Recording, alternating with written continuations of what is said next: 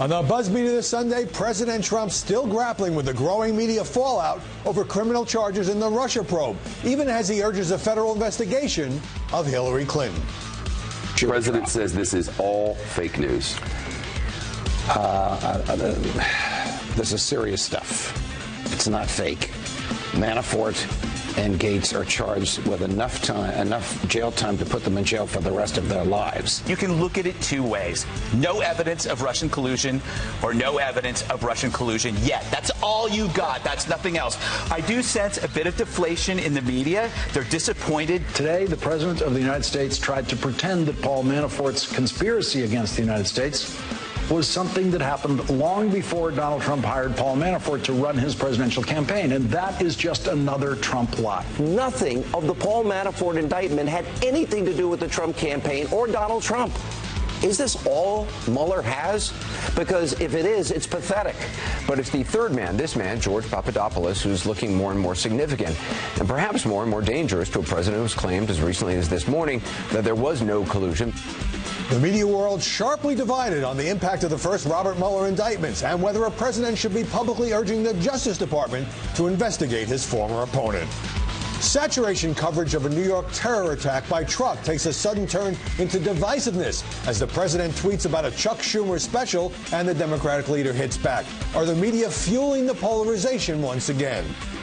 Is House of Cards collapsing? Netflix suspending production, cutting ties with Kevin Spacey after mushrooming sexual assault allegations against the actor, who apologizes if he did anything wrong and comes out as gay. Why that's causing a furor as still more actors and filmmakers are facing new accusations. Plus, an absolutely awful media attack on new Fox host Laura Ingraham for being too Catholic. I'm Howard Kurtz, and this is Media Buzz.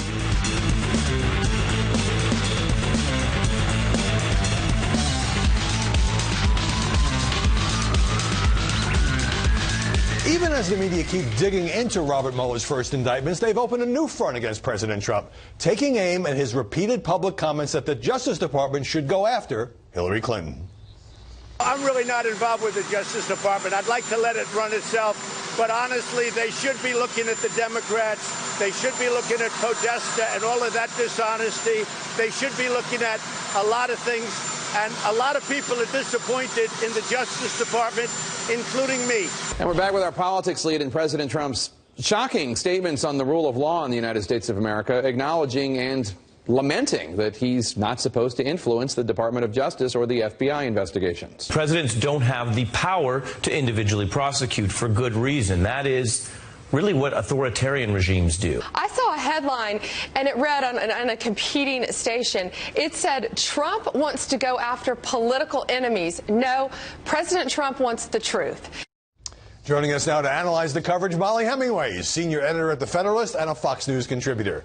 Ed Henry, Fox's senior national correspondent and author of 42 Faith on Jackie Robinson. And Marie Harf, also a Fox News contributor and a former spokeswoman in the Obama administration. Ed, bunch of front-page stories challenging the president for loudly and repeatedly insisting that DOJ should investigate Hillary Clinton and the Democrats over the uranium deal and other matters. Given that he's in charge of the DOJ and the FBI, is it fair game for the press to question this? Absolutely. I mean, he's now charting into territory that is very dangerous for him. I actually think we'll get to in a moment that the Mueller investigation may be winding down in some ways. Yes, there's heat there, but it may not be heat on the Oval Office. So why kick up a storm where it looks like you are, influencing the Justice Department? Hands off, stay away. But I will say this, where the president is right, which is that a week and a half or so ago when we were, Fox and others were talking about Uranium One and Hillary Clinton, there was all this mocking in the mainstream media. This is not a story about Democrats. And then the dossier and now Donna Brazil's book. What I noticed a couple of days ago, Robbie Mook, the former Clinton campaign manager, and Nancy Pelosi, the House Democratic leader, both said, we don't want to relitigate the 2016 election. We need to look forward, not backward. Are you kidding me? They have relitigated, the Democrats, this election for basically 12 months now. And Marie knows that's true. That was a painful interview with Robbie Mook. Now, the journalist consensus clearly is that President Trump is out of bounds here. He's in the position of trying to pressure law enforcement into bringing some kind of case against his political opponent. And he told the Washington radio host Larry O'Connor it's the saddest thing that he can't directly tell the Justice Department what to do. Is this a media issue? Is it a real issue?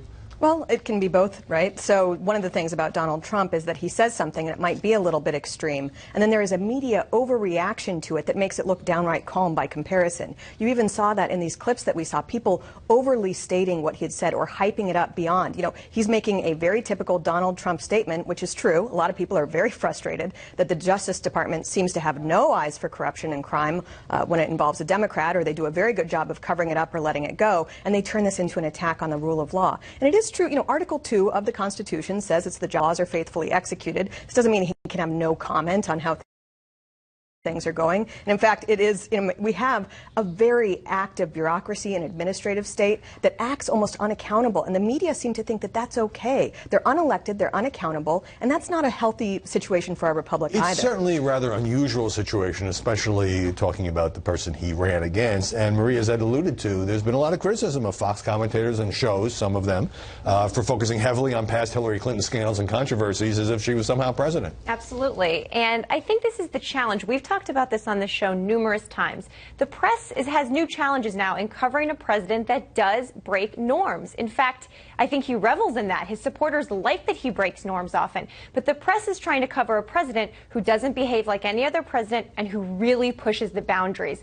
And this week, you also had people like Bob Corker, a fellow Republican, come out and be very critical of President Trump's comments about DOJ, basically saying in a democracy you don't go after your former opponents. So you think the media are perfectly justified in absolutely, But absolutely. It's also not true that this is a norm that's been broken by President Trump. I mean, you had in the previous administration the president endorsing Hillary Clinton while she was under investigation. And I don't remember the media saying that that's inappropriate or it could color the investigation. Or when he said that he thought Hillary Clinton should get away with it because she didn't have intent, and James Comey came out and said, we're going to let it slide because she didn't have intent. You can't have more direction there. Remember the interview, I think it was 60 Minutes, where then President Obama said that he didn't think there was any national security problem with Hillary Clinton's email server. Yeah. And that was in the middle of the FBI looking at this. And so the other point I would make is, when in terms of the criticism of Fox and why are you covering Uranium One and you think Hillary Clinton won, just because you lose an election, by the way, if, and I underline if, I'm not saying she broke the law, if you broke the law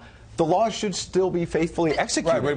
Let me answer this. We alluded to Donna Brazil's book, and those who haven't followed this is the former acting chair of the Democratic Party saying that the process was rigged, that in her view, the Hillary Clinton campaign essentially controlled the day-to-day operations and financing of the DNC in a way that helped Hillary Clinton and screwed Bernie Sanders. The day that Politico published that book excerpt, which was Thursday, there was nothing on the network evening newscast. There was nothing in the next day's New York Times. There was very little on CNN or MSNBC, except for Chuck Todd and Jake Tapper doing an interview with Elizabeth Warren. We took it seriously. Washington Post had an inside the paper piece.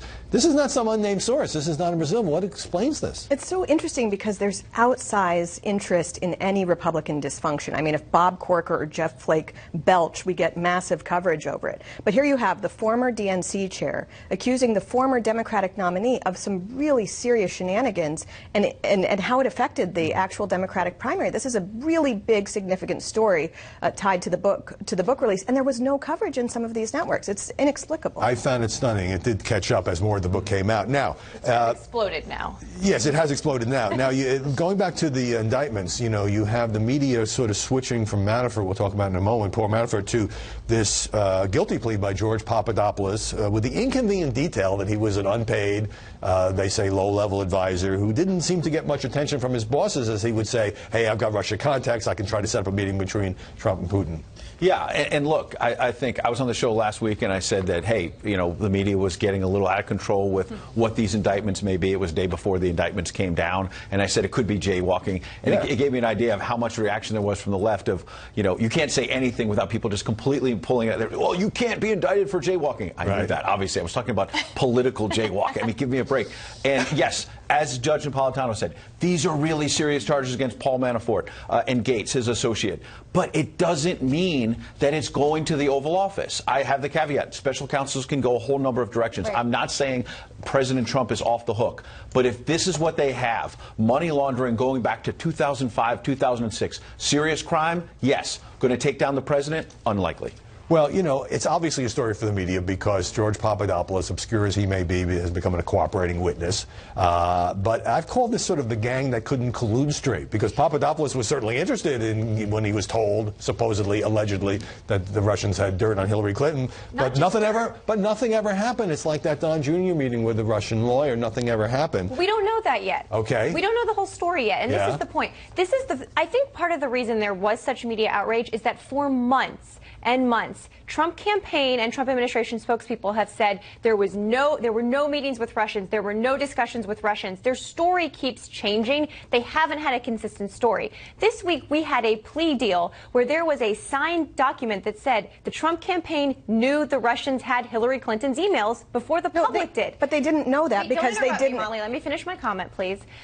This is actually a serious thing, and this investigation may not get to the Oval Office, Ed. You're absolutely right, but this is only the beginning, and this is a serious story. This is evidence that the Trump campaign knew they had Hillary's emails. That is a breaking news. So we've had media story going on for a year saying, well, we don't know, we don't know, we don't know. But everything that we find out seems to exonerate this entire narrative claim that the Trump campaign was colluding with Russia. You said that this signed document said that Russia had Hillary Clinton's deleted 30,000 emails. No, I did That's not say not that. true. I Well, said that's what had the stolen emails. Well, no, That's they claimed they had 30,000 of her deleted emails. That was what the document said. Well, we now know that they didn't have those. So was there interest? People thought they did. Sure, but it's interesting to note that this. It's not, and the special prosecutor. Not nothing. It's not nothing. Let me try to get to higher ground. See where it goes. Exactly. We don't know what's going to happen, but I'm trying to deal with what we already have. What we have now is a 12-count indictment against Paul Manafort, the former campaign chairman. And one side says, well,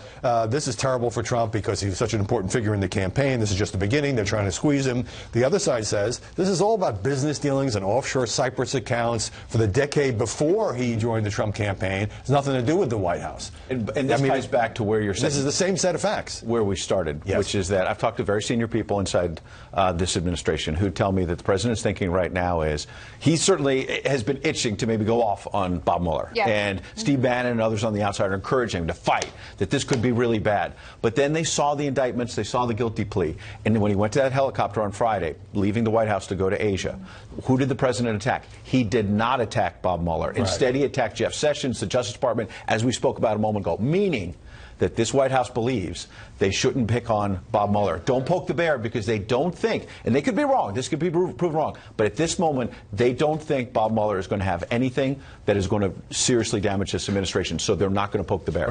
The media should not view Bob Mueller as beyond reproach. We're getting a lot of media stories as if any criticism of Bob Mueller or the Justice Department is unacceptable. That's not an appropriate role for the media. They should apply the same skepticism toward Mueller and his indictments as they do any other person in authority or power. I am going to endorse that, and the same thing comes to the Manafort indictment, and let's limit the speculation until we see how this plays out. Ahead, Bill Bennett weighs in on the coverage of the president, the Russia probe, and other issues. But when we come back, terror strikes New York, President Trump tweets, and again, the media are debating whether a tragedy is being politicized.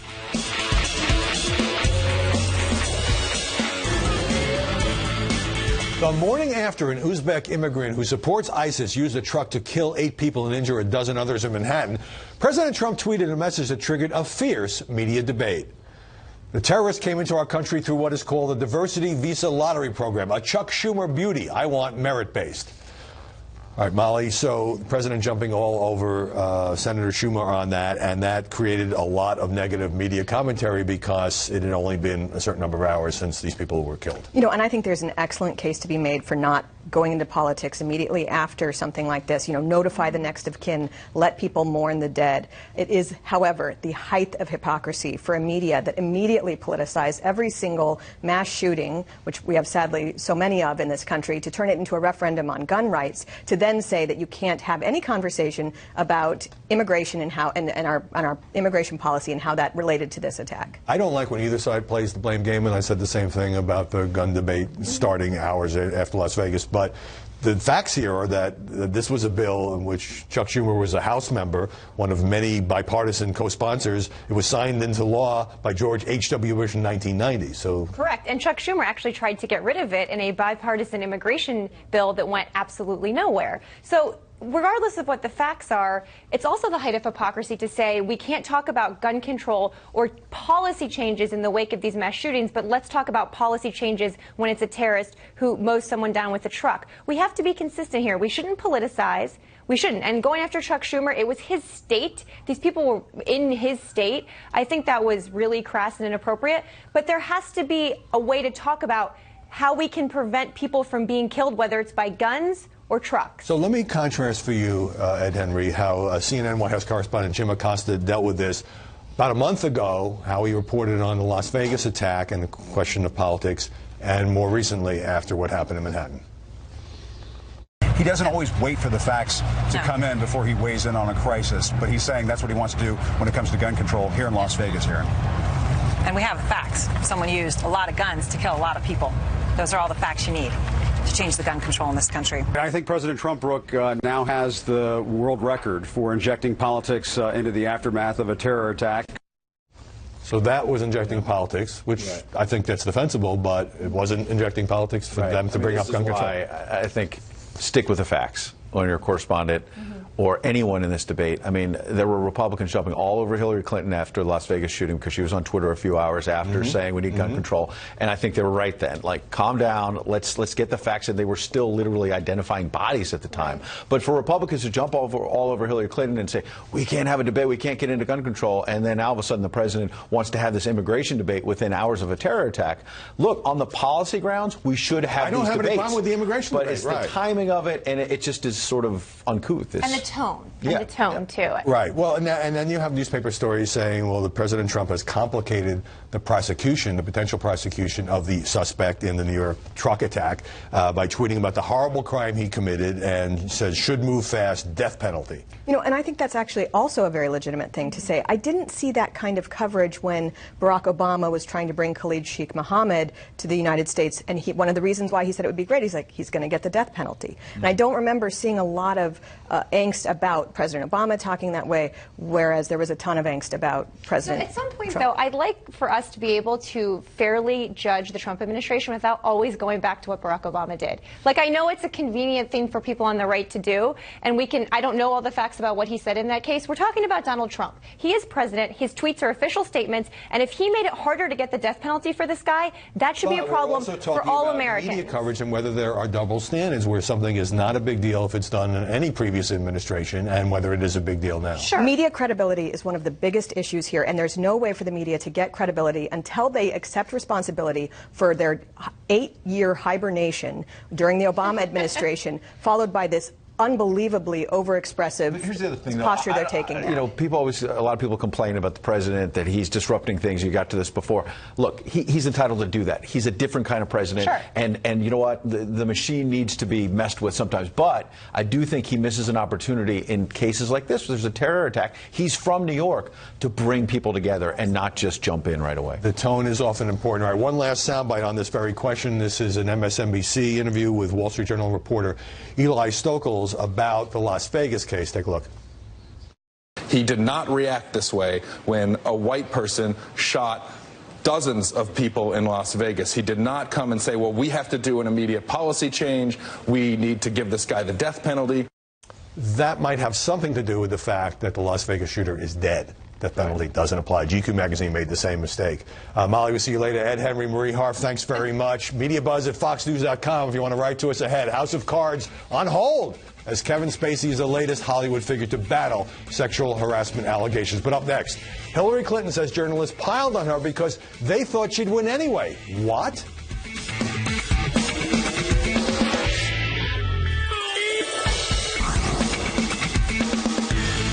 Clinton was finally asked about her campaign funding that unsubstantiated Trump dossier on The Daily Show. Now, it's good that Trevor Noah raised the question, but he should have asked the obvious follow-up when Clinton said the Oppo research had been approved by a campaign lawyer. Did she know about the dossier at the time? But when he asked about critics who said she should just go away, the former Democratic nominee went after a familiar culprit. Some of it, I will say, is media guilt. You know, when they now have to face the way they covered this campaign and the fact that they didn't pay any attention to policies, they were so totally entranced by the reality TV element of it and the entertainment value of it that I'm told, and some members of the press have privately said to me, look, they missed it. They missed it. They thought I was going to win, so they could beat up on me without consequence. Right. First, her suggestion that some journalists regret beating up on her because they thought she'd win anyway suggests they adjust their coverage based on the outcome they want, which would be utter bias. But beyond that, yes, the media never do enough on issues. But Donald Trump drove the campaign dialogue in large measure because he did hundreds of interviews with journalists, including half a dozen with me, while Clinton did very few, even on sympathetic channels. CNN anchor Jake Tapper has accused Fox News and the Daily Caller of lying about something he said soon after the New York terror attack. Jake Tapper, also from CNN, felt the need to remind viewers how beautiful the phrase Allah Akbar can be. The Arabic chant, Allah Akbar, God is great, sometimes said under the most beautiful of circumstances, and too often we hear of it being said in moments like this. Tapper has a point about context. It wasn't technically a lie since the clip was aired, but online, Fox News Insider ran only a partial quote in the headline labeling his comment as outrageous, when Tapper was simply suggesting the use of Allahu Akbar, God is great, was being perverted by terrorists. Fox has deleted a tweet promoting that article, and the Daily Caller has run a grudging correction. And White House Chief of Staff John Kelly got a lot of media blowback for this answer when Laura Ingraham asked about a Virginia church taking down plaques honoring George Washington and Robert E. Lee. The lack of an ability to compromise led to the Civil War, and men and women of good faith on both sides made their stand where their conscience had them make their stand. Now, I don't agree there could have been any compromise in a war that was fought over slavery, and it's fine for critics to argue that historical point. But some of the media insinuations that the general is defending slavery today are just absurd, as was CNN's April Ryan asking Sarah Huckabee Sanders whether President Trump believes slavery was wrong. Come on. Head on MediaBuzz, a reprehensible attack on Laura Ingraham over her religion. But first, Bill Bennett on the media and the president and the cultural divide affecting press coverage of politics and much more. With President Trump drawing substantially negative media scrutiny this week, joining us now from North Carolina is Bill Bennett, the veteran author and government official, host of the Bill Bennett podcast on iTunes, and a Fox News contributor. And Bill, you've served in White House and cabinet jobs in the Reagan and first Bush administration. So when you read these stories saying President Trump is publicly and improperly pressuring his attorney general to investigate Democrats, do these critics in the media have a point? No, I don't think they have a real point, not a major point. But my reaction has been to echo Jimmy Carter, former President Carter. At no time in history has anybody been treated so badly by the press as Donald Trump. That was Jimmy Carter, and I think that's right. It's relentless. It's quite unbelievable. Now, the president needs to be careful what he says about Bob Mueller and the investigation and the Justice Department. But as one of your guests earlier, Ed Henry, I think it came out in the conversation, said, he seems to be being careful. He's talking more about the Justice Department and less about Bob Mueller, in light of the fact that I think they believe this thing may be coming to a close. But that won't stop the press from being who they are.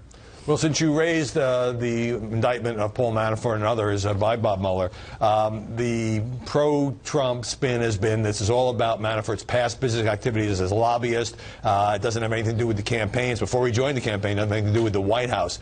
Is that true, or is it also true that when there's this kind of huge controversies, for example, the Iran-Contra scandal in the Reagan administration, is inevitably a distraction for those working for the president?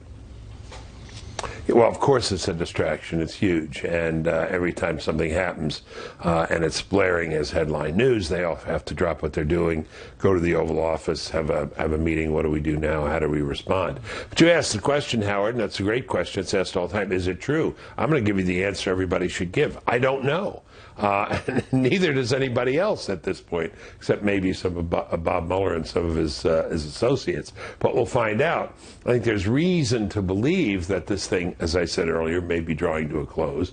And it looks at this point, given the indictments of Manafort and Gates and Papadopoulos, a very minor player, that it may indeed not reach the president. My guess, if I were a betting man, if I were still a betting man, is that it won't reach to the president. Right. I don't know is a very underutilized answer on television because there's so much that we just speculate about. Now, Jimmy Carter absolutely said worst coverage he's ever seen of a modern president, the coverage that Trump gets. But because you work for George H.W. Bush and you're also on an advisory council for this president, I'll ask you about this new book, which George H.W. Bush, Bush 41, quoted as calling Trump a blowhard, said he voted for Hillary Clinton. George W. Bush also didn't vote for this president, had some negative comments. It's not fake news. This is what they said to the author. Your thoughts on that?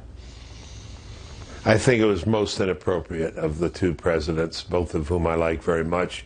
I revere George H.W. Bush. He was a wonderful boss, and I very much enjoyed serving him. But these guys shouldn't have done that. Look, but the simple answer is, where were they during Obama? For Pete's sakes, 8 years of Obama, in my view, taking down the country, certainly taking the country downhill. And we heard nothing because of this pledge of not to speak ill of former presidents. Right. One of the founders, Howie, wrote that when presidents leave office, they should disappear. They should go to Europe or Asia and not be ghosts haunting the incumbent. I think that's probably a very good idea. But speaking up here, it was just, I think, totally inappropriate and unfair given their silence on Obama, who was doing a lot more damage to the country. All right. Given the deep divide now between, we see this every day, pro-Trump coverage, anti-Trump coverage, does this now go beyond the left-right ideological divide in this country, particularly when it comes to an issue like, for example, President Trump going after the NFL on anthem protests? Let's go a little deeper on this. Well, actually, the NFL thing is very interesting, and his reaction to the truck murder in New York and some of the other things. He has a way of touching the nerves that these contours, these divides in American culture, in a way that excites both sides, positively and negatively. He's got an instinct. Somebody said the other day, it's Uncle Harry for president. Uncle Harry has finally become president. The guy who comes to Thanksgiving dinner and says, I'm going to tell you what's wrong with this country.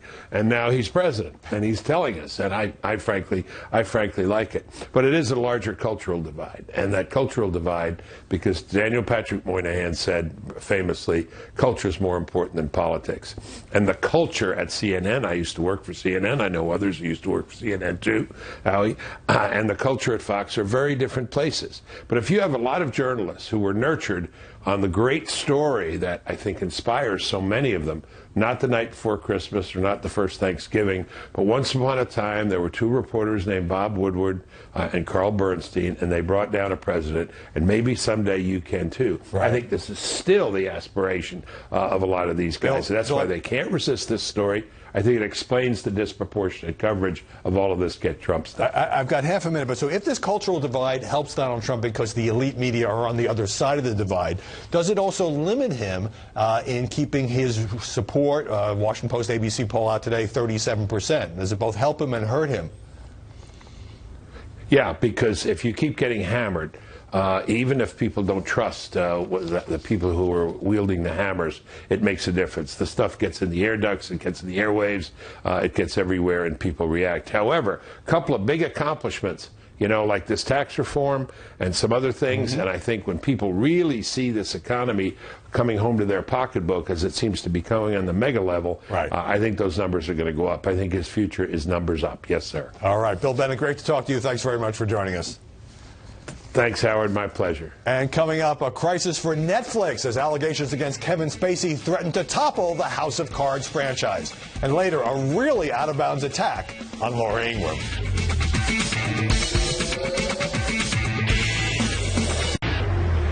Kevin Spacey is seeking treatment after becoming the latest high-profile actor to face sexual assault and harassment allegations, and that has prompted Netflix to suspend production of House of Cards, the award-winning series where he portrays the ruthless president, Frank Underwood.